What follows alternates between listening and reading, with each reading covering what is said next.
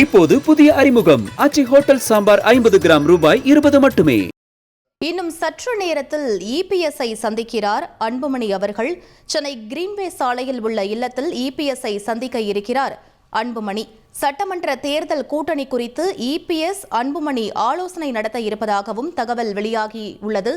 மேலும் விவரங்களை எமது செய்தியாளர் தாயுமானவன் வழங்க கேட்கலாம். தாயுமானவன், இந்த சந்திப்பின் முக்கியத்துவம் என்ன? முழு விவரங்களை பதிவு பண்ணுங்க.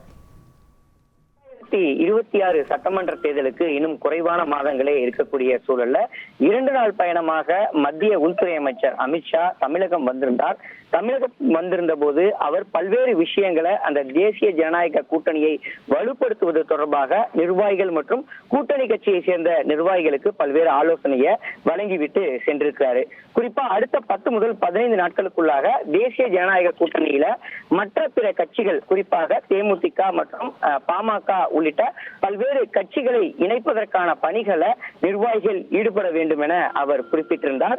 இந்த நிலையில தான் சென்னை கிரீன்வே சாலையில் இருக்கக்கூடிய அதிமுக பொதுச் செயலாளர் எடப்பாடி பழனிசாமி இல்லத்துல இன்னும் சற்று நேரத்துல பாமக தலைவர் அன்புமணி ராமதாஸ் நேர்ல சந்திக்க இருப்பதாக தகவல்கள் வெளியிடப்பட்டிருக்கிறது.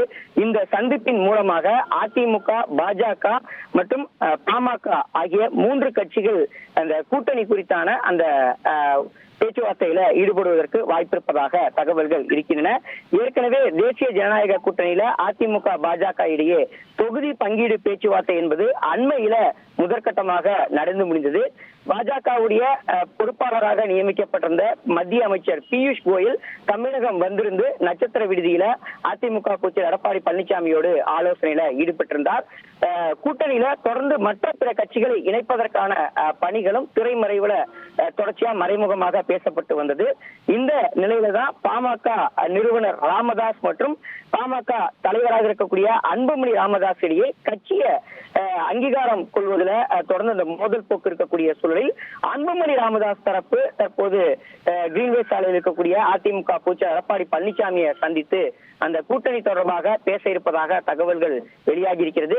இன்னும் சில நிமிடங்கள்ல அன்புமணி ராமதாஸ் அவர்கள் இபிஎஸோடு இந்த ஆலோசனையை தொடங்குவார் என தகவல்கள் வெளியாகி இருக்கிறது.